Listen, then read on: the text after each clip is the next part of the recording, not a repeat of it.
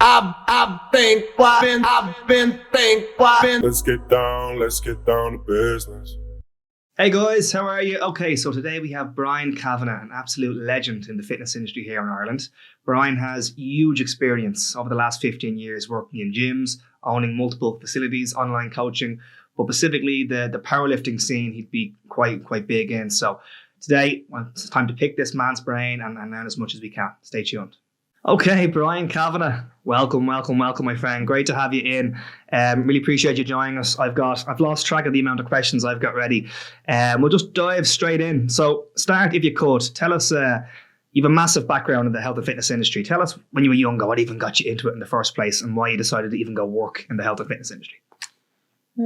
I started off doing taekwondo when I was 6, but I left that, I'd say, when I was 11, and actually. I could put on a fair amount of weight down between then and I was kind of 14. Body fat or muscle? No, body fat, because I was 11, right. Stopped exercising at 11.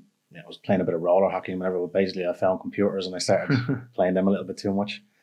So then I put on a bit of weight, and then come 14, 15, I decided, right, need to go back to taekwondo, need to sort myself out, lose a bit of weight, get sorted. And then just the second I went back into training, whatever it was about puberty or whatever, I just hell for leather into it. Okay. And went training really hard, and then I wanted to make the best out of it or make the most of it. So I started doing my own research. I hate that term now. Yeah. Back then, I was doing my own research, learning about it, and I just got obsessed with it.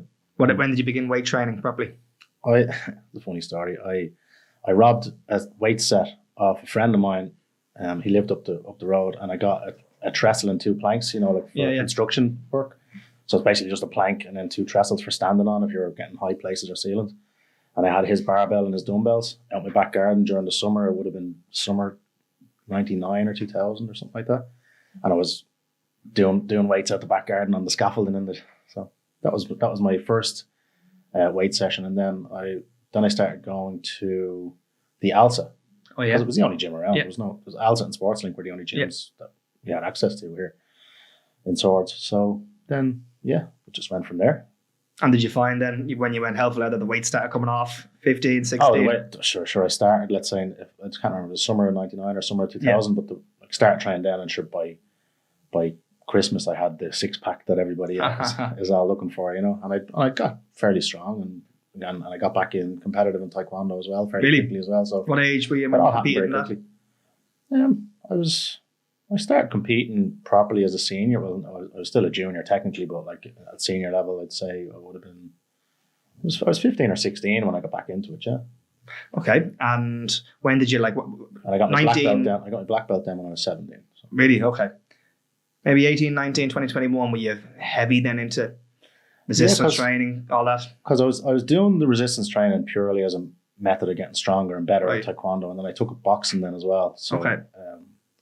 I actually had a small row with my taekwondo instructor, and then I went and I diverted off into boxing, did that for a year or 2, and then went back to taekwondo, and then I was doing both of them for a couple of years together, and they worked really well together. Okay. But, tell us about the point in your life where you decided, right, I'd like to work in this industry, and what then happened? So James Swan, he might hear this, might not. You know James, yeah? Yeah, great reputation. Is he in the Clontarf? He's I'm not, he's in the Edge, yeah. Yeah. But back then he would have been in Westwood. But back then, like I said, he wouldn't have even been a personal trainer. But right. I think we had I was going to say we had a fight, but we were competing against each other in a competition, and I'd sparred him before, and just normal spars in the club or whatever. But then I hadn't seen him for a few months, and I was sparring him again or fighting him in this competition, and he just gotten so much stronger. I was like, what the hell? I was like kicking a wall. I was like, what's going on here? There's something up. So I asked him afterwards, and I was like, what's the story or whatever? And he was just like, oh, I just got a personal trainer. I was like, so that was what made me decide. I was like, well, he got a personal trainer. I'm going to become a personal trainer. And you were what age roughly? Just I'm trying to get the timelines right. 16, 17, okay. 17 maybe. Right. And then, kind of went from there. So what age were you then when you began your course? Let's start with that. So the course I did was, I wouldn't recommend it, but like if you have no experience in the industry, like I had zero experience, and I went out and bought the National Strength and Conditioning Association, it was videotapes back Okay. then. Right. So I had like 20 cassettes that I had to listen to, but it was proper like scientific stuff, and I didn't have a clue what was going on, because I didn't know no one explaining this to me. I was listening to lectures, physiology, and I was 17 and I hadn't, I had leaving cert biology behind me, and I was listening to all this stuff and just didn't know what was going on really. But I endeavored, I stuck with it, and I did actually eventually, through like looking through science books that I didn't really know what I was looking at and stuff like that. And then I decided, okay, well, I'm after doing this course. I don't know what half it is, so then I'm going to do another course. So I went to DCU and did sports science and health then, the Bachelor of Science degree. So, okay. And that would have taken you, what, 2 or 3 years, up until maybe early 20s? 4 years. Right? 4-year degree, yeah. So you were maybe 21, coming towards the end of your course. What then happened? Where did you begin? So I didn't go straight in from the leaving cert. As I said, I was in construction. Yeah. So, my dad's in construction, sorry. So after leaving cert, I did quite well. Yeah. Excuse me. But then I went from there, took a year or two out, was just working with my dad, and then went into DCU. So I was a little bit older than everybody in the class as well. Right. But I'm glad I did it. So I think I was 23 when I graduated. Okay. Your first job really in the fitness industry was in Ben Dunn's, wasn't it? Yeah, so in second year in DCU, you have to do what's called integrated work placement. So it's an intra-placement, and you have to do 20 weeks. Now, it can be paid or unpaid. You can do it in whatever section of the fitness industry you want. You can do it in a clinical setting. You can do it in a gym setting or whatever. And I just said, I might as well do it in the gym setting and get some floor experience, because I had this personal training course. I had a degree in sports science, but I hadn't actually trained anybody but my mates and myself. Okay. So needed some experience. Yeah. So yeah, from second year in DCU on, for a couple of years, must be 3-4 years, I was in Ben Dunn's then, just part time, but a lot of the time I do extra shifts and stuff like that because I really enjoyed it. Now again, bear in mind, I was in construction, but I actually really enjoyed training people and enjoyed coaching people. And even though I was getting slightly less money than I would have been in the construction, I enjoyed it that much that I was willing to, trade that off. Yeah. And then you stayed on then, didn't you? After the... I stayed on after I finished in DCU. I had the abs gym in Temple Bar, and I was still doing a shift here and there in Ben Dunn's for as long as I could until I got too busy with the abs gym in Temple Bar. Okay. So, yeah. Okay. Just talk briefly. Proof that I actually liked what I was doing. Yeah, exactly. Okay, talk to us about the 2 or 3 years or so that you were in Ben Dunn's. What were the things you enjoyed, for example, and did you feel you learned quite a lot from working a club? Yeah, what I found out most was I was able to kind of showcase what I'd learned in theory. So I learned, like an exorbitant amount of theory, but I wasn't able to actually use it or experiment on people. So I'm not going to lie, I did a lot of experimenting in Ben Dunn's because I was like, okay, well, scientifically this should work. Everybody's doing it the wrong way as far as I was concerned. So a lot of the members and the staff ended up calling what my method of training was cavology. So I had my own term. Because a lot of it was stuff that they hadn't heard of. Everybody would have been doing old school splits and eating a certain way and training a certain way and doing, whatever. And I just turned on its head. Now, some of the stuff, I can admit now I was wrong. Okay. But, it still worked to a certain extent. Not that it was wrong, but it probably wasn't the most efficient way of doing it. Because back then, all these new fads were coming online. You've got keto and you've got Atkins and you've got all these things that were like people were even yo-yoing even more than they are today because they didn't have anybody to tell them that it was wrong. They were literally reading it in a men's health magazine because even the internet back then didn't work properly. The information you were getting could have been coming from anywhere. At least now you can kind of vet people, but back then it was just terrible what people were doing. So at least the stuff I was doing had some sort of scientific basis. Yeah. Your success with your own gyms and even your success in the powerlifting scene and everything else, would you advise newly qualified trainers to get that experience in a typical commercial gym?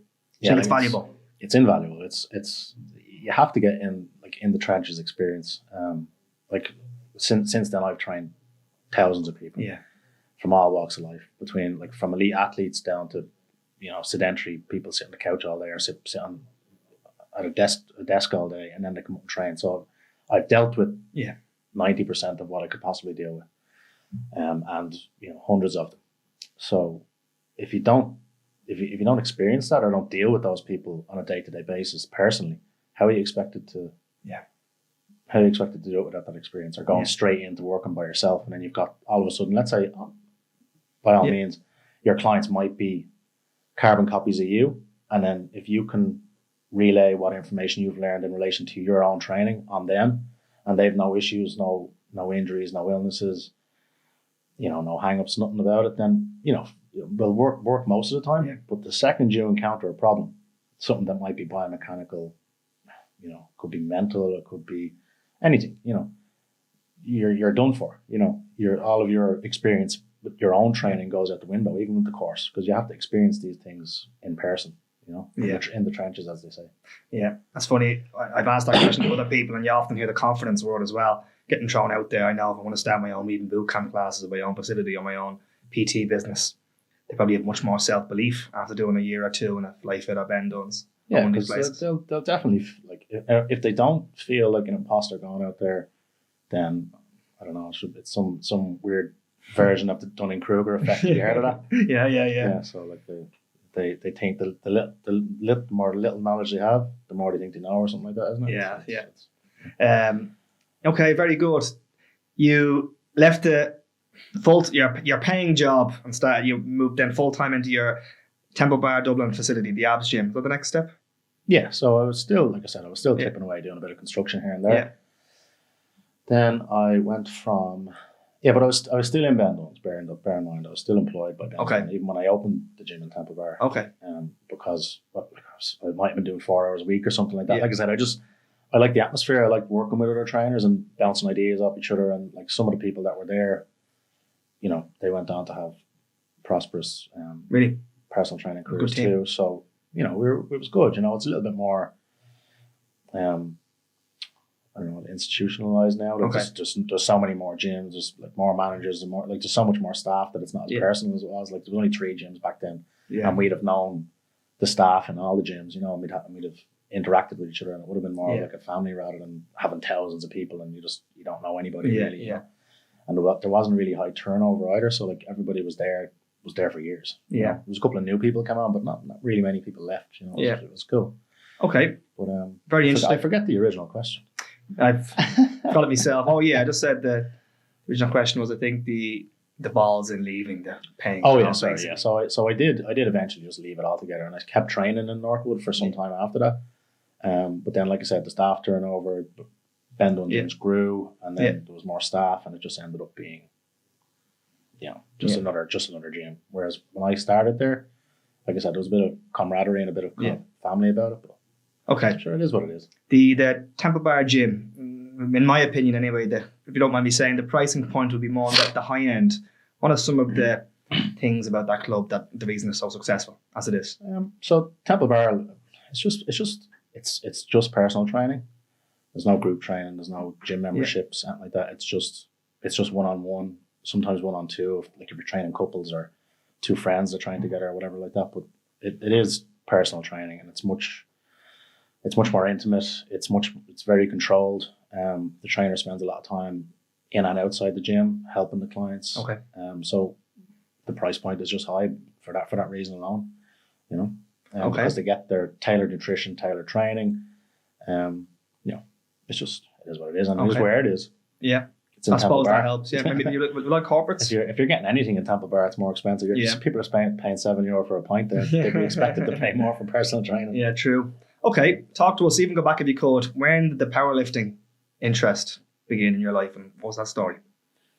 So that would be Jay Farron's fault. Okay. So Jay Farron moved over from Wales with his Dublin girlfriend, and he just took an interest in getting stronger, and he was looking up powerlifting. He was following Elite FTS, and then I think his first competition, I think he got a boat to Wales to compete in his first competition, and it was inside what looked like a pub. No way. And it was like, it was so bad looking, but it was his first competition, and then he came back to us and he was like, "That was cool. We need to do more of that." And then we all just started powerlifting. So where were you at this point? Were you in Temple Bar? Was it when you in Ben Duns? Temple Bar, yeah. And then we were in Glasnevin shortly afterwards. Which is your second location. And even just briefly for the public watching this who have no knowledge on powerlifting, it is growing rapidly, isn't it? I've been told. Oh yeah, it's gone even bigger than I thought it was going to get. Like even when we started powerlifting, there was a handful of people who all, it was a close knit community, like I was saying about Ben Dunn. But then I think like Jay single handedly grew the IDFPA from I think it was like 100 members, or as far as I can figure out, single handedly, because he was definitely a catalyst for something. Right. Because it ended up just being hundreds of members, thousands of members.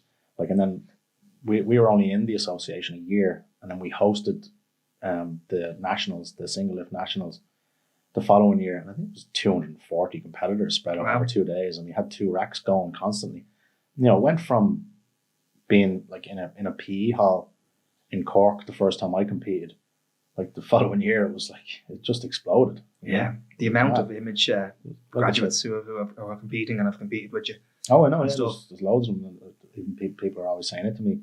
It's like, oh yeah, like people would speak to me as if I'd know. Yeah. Like I said, I just don't know who some of them are. Even they're like, oh Bryan, how are you getting on? Whatever. And I was like, I competed in Abs Pro and whatever. And like I was saying to you earlier on, off camera, it was the Abs Pro is Jay's thing. So I don't know that much about the running of it or the background of it. Like I'm obviously there most of the time, but he runs it also. If he'd know all the names and things like that. But sorry, I'm getting off track there. Yeah, but the image graduates. So the image graduates, like there's I know there's been hundreds of them. Even some of them. I know Connor Mailer and a few of the other ones that were my students, and Davidas. And I could keep going. Yeah. And there were students of mine that all competed at high levels. Yeah, it's brilliant. Okay, a complete beginner wants to enter powerlifting. I'm going to ask probably some silly questions, but the viewers may have no knowledge on it. Stupid question. Do you advise they have a resistance background beforehand? Someone wants to start at the beginner entry level powerlifting and then go to compete. Can someone start without a year or two of resistance training underneath their belt? Yeah, well, you can. Yeah, like the best way to learn how to lift is to start powerlifting. To be honest with you, because the technique is you're so strict with all your techniques.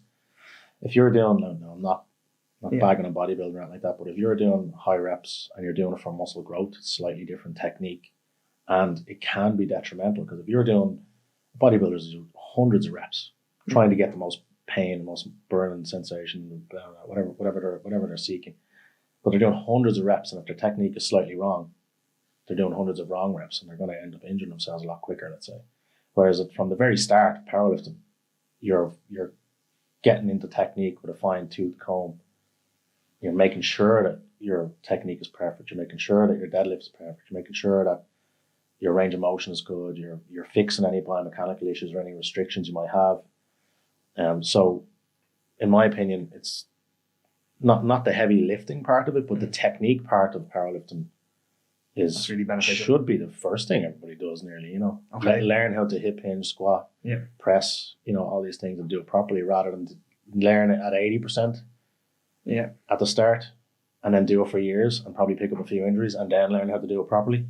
Does that make sense? Yeah, 100%. Okay. Even a few of the recent, even we've had people in here recently, Shauna who competes, Ian Graf, those, and a few others came with them on the day. People just seem to love it and are addicted to it. Can you try even describe what is it?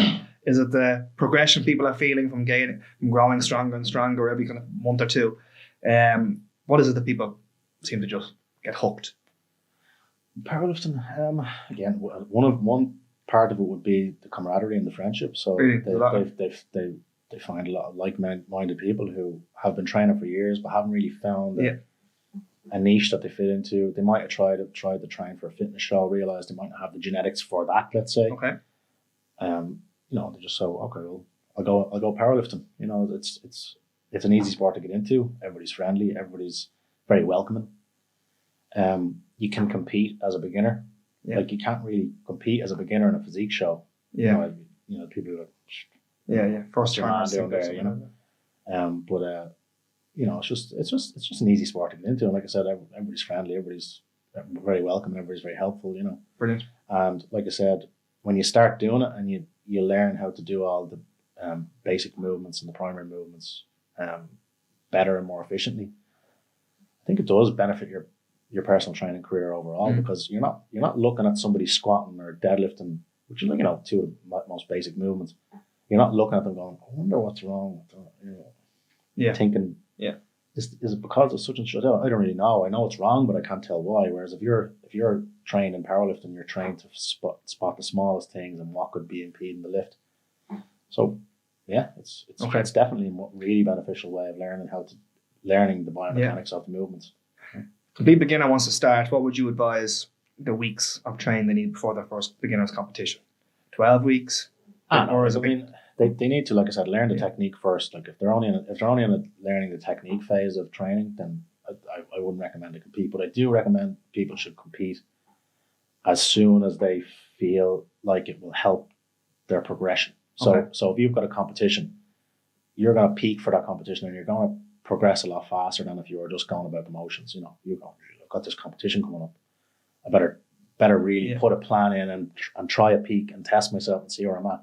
Because if you train through things constantly, now I'm not recommending people compete 4 or 5 times a year, but I'm recommending that they have a competition to train for, peak for it, then they have their new numbers, they have their maxes, they have their their deadlift, their squat, their bench maxes, and then they can use those maxes to calculate their new percentages for their next training block. Very good. So it's a great way of leapfrogging over just a long, stagnant kind of gradual increase. You'll have peaks and troughs, but the general trend will be up.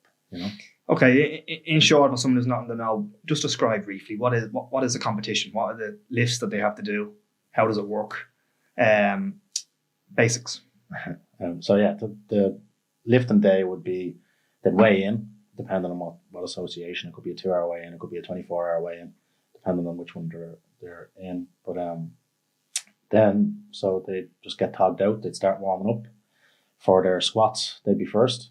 So the group of people that are going out was called a flight. So they have a group of people that would be doing their squats together, their benches together, their deadlifts together, and they'd all be in the same group for the rest of the day. So they'd go out the lightest. The first person who was lifting the least amount of weight would be lifting first, and then they just increase the weights on the bar as they go along. So let's say the first person's squatting 100 kilos, the next one's squatting 120, 140, 160, and so on and so forth.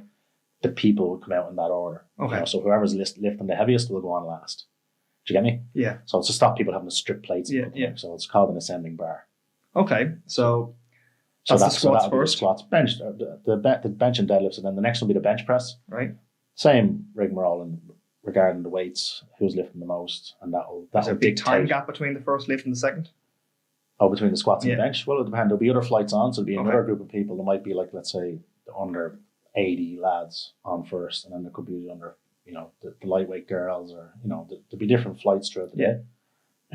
So, it would depend on... And the deadlift is last then. And then you'd have the bench, and then all the flights would go through their bench, and then you'd have the deadlift, and all the flights would go through their deadlifts then after that. Okay. But it's always done in that way, where they increase the weights steadily as whatever participant is up next if they're lifting heavy. Right. And there's only those 3 lifts. There's never squat, bench, deadlift. Never 4th or 5th. Only those 3. I think back in the day they used to have like a strict curl or something. Okay. But they don't. Okay. Not anymore. Tell us. To do for a laugh someplace. Really, someone has huge talent and is just naturally gifted, and they progress and progress. What is the progression plan? How does the pro side of it work?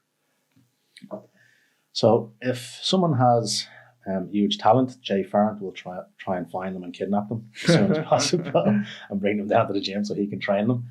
But so it's, if someone has good talent, and like, even if they're just a completely raw talent and they've just spotted videos online or something like that, sometimes a coach will go, "Hey, do you want a hand with that?" Huh. Or I can fix your problem with X or Y or whatever. But a lot of the time they'd actually seek out doing a competition because they think, I'm strong, I could do a competition. But then they enroll in the competition, and more often than not they go, "Oh, I'm not strong," because they look at videos of actual powerlifters and they're going, "Okay, I thought I was stronger than that," But then they'd join the club, and then instead of being big fish little pond, then they're little fish big pond. Then when they join the powerlifting community, but they think they were at top of their game.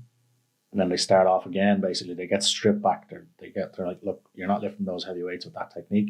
I'm going to strip you right back, improve your technique, and then build it again. Right. And you'll have a much better foundation then. And someone then they work with Jay, they go through the ranks. How does someone compete in the Olympics, for example, or the powerlifting isn't in the Olympics? Oh, is it not? Weightlifting. Okay, Yeah, so what's the highest point? Just go to the World Championships. Yeah. Or one of the big pro competitions. Okay, very good. Right, tell us this. If you don't mind me asking, I'm just curious. Drugs in powerlifting, is it common?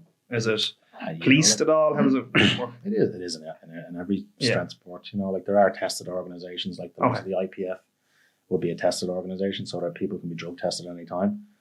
And then there are untested organizations which that it's not that they're turning a blind eye to it. They're just holding their hands up and admitting, saying a lot of the competitors are taking something. Okay. So they just kind of go, what's the point of testing them? Right. Or just don't test them. Yeah. Would you say it's common? It's more common than people think. Yeah. Okay. But it's like I said, there are some very strong physical specimens out there who I know for a fact aren't taking anything. Okay. So it doesn't mean you have to. Yeah. It's just, it is what it is. It's going to happen. It's going to happen in every sport. Yeah. So like you see the biggest angels in all sports are getting caught these days taking things. So like for some, like in some ways, I get it, because they're in their heads, they're thinking everybody else is taking stuff. So if I want to compete at this level, I'm going to have to. Yeah. But there are some people out there that I know for a fact are clean, that are up there competing with some of the people. So it depends what way you want to go about it. Okay. For personal trainers who have a love for powerlifting or want to become a personal trainer, is there a business in the coaching for the public for powerlifting? Like, is that growing? Do you know? Yeah, I know lots of people who want one-on-one coaching, and if not one-on-one, they're in small groups getting coaching for powerlifting alone. A lot of people would actually inquire into, which I was surprised, would be inquiring for Temple Bar for personal training, and they'd put in their goal powerlifting. Really? Which never used to happen back in the day, but because it's so popular now, people are obviously encountering it on Instagram or Facebook and then going, "Ooh, I'd love to learn that," and then they find out that we actually coach it, and they go, "Oh, I'd like to do that," because 90% of our Temple Bar will be just personal training for aesthetics, let's say, for muscle building, fat loss. Yeah. Okay. The shows you've run, they're one of the biggest. The shows that were in Glasnevin now, they're Finglas, they're one of the biggest in Europe, aren't they? If not one of the biggest, definitely one of the best. Really, the show that Jay puts on is just fantastic. I've seen some videos. Looks incredible. It's just gas. He's always showing up with a new smoke machine or a new strobe lighter. Yeah. I showed up the other day to just to ask him something in the gym one of the days, and like he goes, "Oh, did you see this?" And he presses a button, and there's like flamethrowers, throw flames from the floor to the ceiling. I was like, pretty sure that's dangerous. And so, like, give us how many years has that been going? Like, how many would you run a year? Like he does 2 or 3 a year. Yeah. But then we'd host other ones. So we'd host the IPF Nationals or the IPF Regionals, or the juniors or the seniors or whatever, because there's competitions going on all over the country. And we'd host a certain amount, and we'd just supply the facilities for a certain amount as well. Is there any someone who wants to start powerlifting, any kind of keys to success you'd suggest from your experience? What makes someone great from another? If they want to start powerlifting? Yeah. And they want to compete and they want to get down that path. Just start and get a coach from day one. Don't go around doing it wrong for 2 years thinking, "Oh yeah, I'll build up to this," or think that you're already strong so you don't need a coach. That's nonsense. Everybody needs a coach for whatever it is, whatever they want. You need the accountability. You need to be told when you're doing something wrong. You need to be told if your technique is wrong. You need to be told where you're like, okay, you're not doing X, Y, or Z correctly. You might think you are, but you're from the outside looking in. You might be doing it wrong. You might think you're doing a great job, or you're not pushing yourself as hard as you can, or as you think you are. Yeah. Having a training partner or a coach is worth its weight in gold. Yes. Yeah. You can help each other. Okay, very good. Well, as I said, that it's coming up now non-stop in the conversation. The amount of even students I'm talking to here who have big plans to go on and beat. Like it's It I used- invited it's- you in because I just can't get over how much it's grown. It's gas how, like when like let's say 10 years ago, Yeah. everybody was doing a fitness show, everybody was doing a bodybuilding Yeah, show yeah, or yeah. whatever, just to start off and to get a few pictures and go, look at me, I'm a personal trainer, look at my six pack, whereas I think people are like, I don't know if it's the correct word is copping onto it, but there's six packs everywhere now on Instagram. They can find a six pack or nice glutes or whatever the case may be anywhere on Instagram now. So it's not a big thing. I think demonstrating your knowledge is a better way of getting clients nowadays because people can see fit bodies all over Instagram all they want, whereas they can't see people demonstrating actual knowledge, So I think, I think people need to be more in the know and learn their craft more than just look like they know their stuff nowadays. Does that make sense? Yeah, very good. Yeah. All right, let's move on. We may come back to it. Your experience, you were in the gym scene, you've got your different clubs, your powerlifting, and had people rant and rave about your knowledge in nutrition. Your group training programs that you've done, I know someone that was in your group training program in Swords, in Airside. Yeah. Just talk to us a little bit about that. When did you begin group training? Was it mainly boot camps you were doing? That's something you enjoyed? It was we call it boot camps because that's what people are looking for. Okay. But the reality of it was we were trying to structure a group setting as much like a personal training session as we could. So they wouldn't just be running around, press ups, carrying things and doing sit-ups on the ground or whatever. We'd have as much equipment available as possible. We'd arrange them in either little pods or, excuse the terminology, just using that from COVID. We'd arrange them in like kind of pods where they'd have all the equipment necessary for doing a superset A, let's say, and then the other pod would have all the equipment they need necessary for superset B. Right. And then we'd do those and we'd swap them over so that they could do, so each one gets both supersets, let's say, and then we'd have a finisher, a bit of core work, whatever. We'd try and structure it like more like a PT session rather than just have them sweat. Okay. Because there's more of a, you can track it, you have more structure, you have more, it just makes more sense. So going in and just seeking fatigue never really helped anybody. You can't track that, so having them progress properly, using proper technique, proper weights, all that sort of stuff. That's how we structure it as much as possible. So the main thing about groups is it's more affordable for the client. The personal trainer makes more money per hour. Like, it just makes sense. That's why we have to make the personal training in Temple Bar so expensive, is because it's 1-to-1. It's 1-to-1 or 2-on-1 or whatever. So you can't. It's not feasible unless you charge so much. Whereas group training is available to everybody. Do you know what I mean? So that everybody you can have 10 people training with you, and people will get 95% of the result. They might not have the in-depth conversation with the trainers they might have, but that just usually ends up being chit chat. Yeah. Most of it doesn't end up being about training or nutrition or anything like that. So if you've got 1-to-1 and you want an agony aunt, that's fair enough. If they want to tell the trainer their life story, but you can still get the same results if you have 10 clients and one trainer. So why not do group training? Okay. Well, it makes sense, doesn't it? Yeah, from chatting to people, I know they were very popular. So I'm just trying to pick your brain. Do you reckon that was the reason that people were getting such good results because you had it more set like a group PT program? And because they all liked each other. They all they just made friends with each other, and they just had a laugh together, and they just enjoyed it. Like, I know a lot of them still train together, even though they're not in the classes. They still train together. Yeah, even some of them are actually in, because there's early morning classes. They're in Integrity Fitness now. Okay, very good. And they're training with each other in the mornings and the afternoons, whatever classes that are on that suit them. Yeah, very good, very good. Did you begin group training when you left Ben Dunn's, or were you doing group training? Shortly afterwards. The only reason I actually started doing the group training was because my mother wanted to train somewhere. Okay. And I was like, well, okay, you go find somewhere for me to start up the boot camp and I'll do it. So she went and found the unit, chatted to the people who owned it. She did all the groundwork basically. I just then, because I already had my email list, I already had a following or whatever. So I just sent it out as an email and ended up with the classes full within a couple of weeks, and that was that. Yeah, brilliant. So it's not hard. Yeah. If you've got a certain number of people who follow your information or whatever, then it's easy to start a class. What kind of group sizes would you have? They got too big at one stage. I had to really cut it back. There was there'd be 20 odd in each class, and there'd be 2 or 3 classes in a row, and it it was too busy, you know. So Right. we ended up pulling it back and just capping it, so we'd have a waiting list. Okay. So I'm really trying to grasp this. Is any tips for aspiring personal trainers or someone who wants to start group training? It seems like the way you designed it from the pods and all that was probably one of the reasons it was as popular as it was the results people were getting.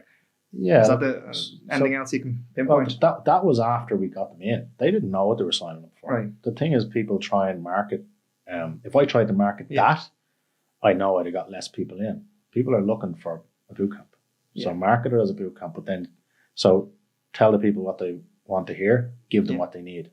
Right. Do you know what I mean? So tell them, like, is this what's this class about? What's this class about? It's whatever they want it to be on the outside. Get them in and then give them what they need. Okay. So they don't know what they want. They don't know what they need, sorry. They only know what they think they want. Does that make sense? Yeah. So this is a boot camp. Loads of running, you're grand. Yeah. Come on. And then they come in and then you do what they should be doing. Because what they want to do is wrong. So you bring them in, then do what they should be doing, and then they thank you for it. Yeah, well, I spoke to even people this morning, and I know it's very popular, so whatever you were doing was working. Okay, would you mind if we touch on your online coaching experience and background? Because it's a massive trend at the moment. Many of our graduates, as they're qualifying, want to go on and become an online coach. So this is something I know you're experiencing. I want to pick your brain as much as I can. Go right. When did you start this? Yeah, so I used to do a good bit of online coaching. I don't actually do any of it anymore, to be honest with you. It's more time consuming than you think. You're not going to be sitting on a beach in Dubai with 50 clients, you know, tomorrow without doing any work. If you're doing any online training, you need to get experience as an actual coach first, because, like I said earlier, how are you going to be able to fix anybody's actual problems if they do have an underlying problem if you don't have the experience? You're just going to be looking at numbers on an Excel sheet. Oh, they did this many reps, they ate this many calories. Okay, it doesn't work great unless you have the experience to do that. But in regarding online training, if you have experience and you like that kind of idea of being able to work from anywhere, from your laptop or anything like that, like it's a great model. It's great, something to get into. Yeah. Just make sure you're good enough to do it first. Okay. That's what I'd say. So you really push the experience first. Get some experience first. Otherwise, you're going to be useless at it. Like, just because you got yourself in shape and did a course, you're covering 5% of the population there. Yeah. Do you know what I mean? You need to cover the other 95. Unless you've got a really specific niche that happens to be, 23-year-old males who are 6 foot tall. It's too small of a niche to try and target. Now, if you can, more power to you. But if you want to be a good online coach, you should get some experience. Yeah. Because the first time you run into any sort of pitfall or any sort of hurdle, you're gonna feel like a fraud. You're gonna feel like an imposter. And you should, because you are. Yeah. And tell us, was the bulk of your online coaching, you do like maybe a Zoom call with somebody, and then would you design a program for them to follow with check-ins? No such thing as Zoom, but I was doing online coaching. What was it then? This was just a phone call, yeah. Not even Skype, just phone calls, yeah. Just ring them or text them. I don't even WhatsApp would have been in its infancy back then. Even it would have been just email support. Send me videos, or I'd make sure that my online clients were in some sort of proximity to me. A lot of them used to, come from Cork, come from Cavan, come from up north or whatever, and they drive up to Dublin once a month or once every 6 weeks. I'd go through their program, make sure their technique was correct in all their exercises, and then I'd make them update me on the progress then from there. So. Did you have was the retention high? I had those clients for years that used to just come up to Temple Bar, once every couple of weeks and just get a program update, get a few measurements done. So I still had some personal interaction. I wasn't just training somebody who I'd met on Zoom or who I'd, met somewhere, I don't know, whatever, or just signed up online to my website and I'd never actually spoken to them before. These were people who I'd met in person for a consultation, wrote their initial program, did their technique, sent them off, and then they come back, like I said, periodically and get a new program, get measured, get some pictures taken, and then go off on their own again. So that was my version of online training. I've never done completely remote training. Like I've never trained someone who lived in France or something and then trained them and did Zoom calls with them. Again, do you value meeting them face to face even every so often. Yeah, because like again, you can't train them 100%. Yeah. Now it doesn't have to be 100%. Like I said, if somebody doesn't have any underlying issues, their technique is perfect, everything like that, then there's no problem. But if somebody has any sort of issues, then good luck to you fixing them if you're not there with them, because you can't really like, look after them then, Yeah. But again, it's like I said, if somebody's in 100% health, no issues, they'll be fine. Yeah. You know? Yeah, very good. All right, this is probably a bit of an open-ended question, but we're coming to the end now. The masses of people you've trained over the years, whether it's powerlifting or coaching, whatever it is, anything that stood out for you of things that you've done to help get great results with people? Like, is it mainly down to the individual and the mental state they're in, if they're ready for change, or do you find that you work with people, more outside of the training and nutrition and help them in other ways? And that you can pinpoint. I'd say it's getting into their head, like to find out why they're not doing what they should be doing. Because the only reason people don't get results is it's not, more often than not, it's not because of the trainer or the program or whatever. It's the client's just not doing as they're told. Okay. It's as simple as that. If you're in any way a good coach, even if you aren't, like, or a good trainer or whatever, or knowledgeable, like the client will get most of the results if they do what you say, even if your knowledge isn't great. Like it's simple. Do this exercise, move more. If they want to lose weight, expend more calories than you take in. Yeah. So only eat this and do this amount of exercise. Like, how simple is that? And if they follow that, they're going to get most of the results, let's say. Do you know what I mean? Same as if they want to gain muscle, you need to eat this, do this training, and you're going to gain muscle. And if for the most part, it will work, at least initially. Yeah. Do you know what I mean? So that's as hard as a coach's job should be, without their client actually doing as they're told. Okay. So if the client doesn't do as they're told, then that doesn't work. Do you get me? Yeah. So it's a case of getting into the client's head and telling and trying to figure out why they're not doing it, because there's a reason there somewhere. And sometimes it might stem from a mental health issue. It might stem from, maybe they just don't want to enough. Some people just like to throw money at things. Yeah. And say, oh, well, I'm paying the trainer. Well, this isn't working. It's like, it's not working because you're not doing as you're told. Yeah. Do you know what I mean? And was that any moments or stories jump off the memory bank there where someone would fall off the wagon? And no, but like I have a client that's with me. He's been with me 10, 12 years. Still pays me the money. Won't do half of the things. Still shows up for training. Now, a lot of his friends laugh about it, saying, "I know he doesn't look like he's doing a lot of training. Doesn't look like he's doing great, but he'd probably be dead if he wasn't doing it." Okay. So they slag me, saying, "Oh, well, you've kept him alive, so that's good enough." So okay. So like I said, some clients just won't do as they're told, but they still might be benefiting in other ways. So don't get too disheartened if someone's not getting the results because they're being a menace. They're still getting the benefit from actually physically training, even though they're not getting to where they want to be. Just there is still underlying physiological benefits, even though we can't see them. Yeah, true. So true. Not everybody has to be going around with a six pack. Yeah. It can be just keeping someone borderline healthy. Yeah, that's good enough for some people. Yeah. Do you get me? Very good. Okay. I don't know if that answers your question. No, it does. Again, if I was to sit down with 10 recent graduates, quite a lot of them want to become self-employed. It's a hot topic at the moment. Even if I could just touch on your facilities you've had over the years, any things that would jump out at you for advice for someone, or someone to warn, but someone who wants to start their own gym, for example, or any tips you could share about a newly qualified trainer? Maybe they've gotten the experience already and now they want to start with their own place. Yeah, you could start off from the word go if you want, but I still, you don't have to be a good trainer to start a business. You can develop your training experience as you go along. And like I said earlier on, just do the basics right, and then learn as you go along. That's fine. Yeah. But with regards to starting the business, like anything from even payment models that work for you, or systems, further education. Don't be afraid to ask for money. That's a big one. Yeah. Like, people are let's say someone signs up for 12 sessions with you, and they give you 400 or 600 euro, whatever it is, for the 12 sessions, and then you're on session 14 and you're kind of people are shying away from going, oh, sorry, you owe me money, whatever. It's like as if they're lying. It's like, no, you owe me money. You have to pay up. Yeah. That you can't be afraid, because then the next time then they pay you for another 12. They've already done 14 for the price of 12. Then the next time it's on to 16, let's say. And before you know it, they're not paying up front anymore.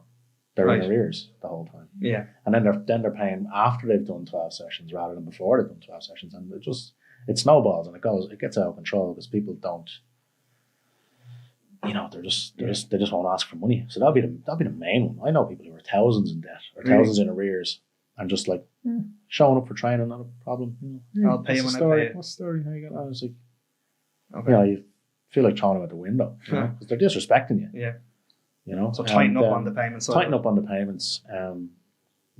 Make sure you just get someone to do your marketing for you. Okay. Okay. Like just do it. You can't do a proper job of it. You don't know what you're doing.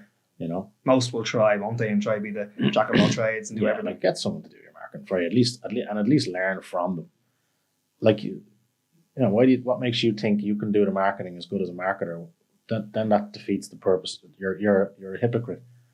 You're telling people they need to hire a coach for training, and then you don't hire a coach for marketing. Doesn't make any sense. Everything you do or anything that you go into, you will fast track that by getting a coach in whatever it is that you're doing. Yeah. Okay. Like you have to. It doesn't make any sense to do it. Like, would you go in and pull your own tooth out? Yeah. Or would you prescribe yourself medicine? It doesn't make any sense. Get the coach for whatever it is you're doing. Like you wouldn't go out jump into a car and just do your own driving lessons. Loads of people have said that same thing. Yeah, that's about getting a coach. Yeah, everything, no matter what it is you're doing, get a coach. Get someone even to those show you. who want to Pay them. online You're going coaching. to you save money by getting a coach. It doesn't cost money. You save yourself hundreds of mistakes. So get a business coach and get a whatever coach you're doing, marketing coach, everything. Hire a coach to do everything. Don't think you're saving money by going in blind. You're going to cost yourself thousands. Is that something you did? Did you invest quite a bit into? Yeah, but I still made loads of mistakes where I should have hired people all the way along. I was like, oh, sure, I'll do that. Yeah. But before you know it, you have 20 things to do. Yeah. Do you know what I mean? So, hire a coach for as many things as possible. Okay. Like, obviously, you'll have a budget or whatever like that, but just, try your best. But number one would be get people in the door, so marketing. Don't think just you putting up a picture of you in your shorts is going to get the clients flooding in. It's like, oh, look, he looks good in shorts. You have to prove that you know something. You have to do all this sort of stuff, whatever. But you want to prove that or show that you're not just a person next door, personal trainer. You want to try and show that you're better than everybody else, because there is a lot of people out there who are trainers and stuff like that. I'd say you just need to differentiate yourself a little bit and try and make yourself seem professional. Yeah. Yeah. Okay. Very good. Get a coach. Get a coach. For a member of the public or even an aspiring personal trainer, any educational advice you would give, like any, books or speakers or YouTubers to follow or anything you'd pinpoint there that you would suggest? Like a good place to get knowledge from. Before I'd read any personal training, I'd learn what you need to know to have the fundamentals of being a coach, get some experience in a public gym, all those things we mentioned earlier on. But then before you go out on your own, starting a business or whatever, read some business books, get a business coach or a mentor or something like that to help you through it, because otherwise you're just going to fall flat in your face in a year. The business is going to go under. You have to get someone to show you how to do it. Okay. It's not just a case of I'll go out and get 100 clients and I'll pay all my bills and it's going to be fine. You've loads of things to learn. So learn them as soon as you can. Learn them before you make the mistakes, not afterwards. Yeah, very good. Okay. And if you do make the mistakes, learn from them. What they say, fail forward, isn't it? Fail forward, very good. So you've highlighted the importance of experience, and that's a tough one for many to swallow because they just want to go straight off self-employed. And I couldn't agree more. Like if I was to even pinpoint some of the success stories from around this neck of the woods, literally they were working in the Flyfits or the Ben Duns or somewhere, and now they are where they are.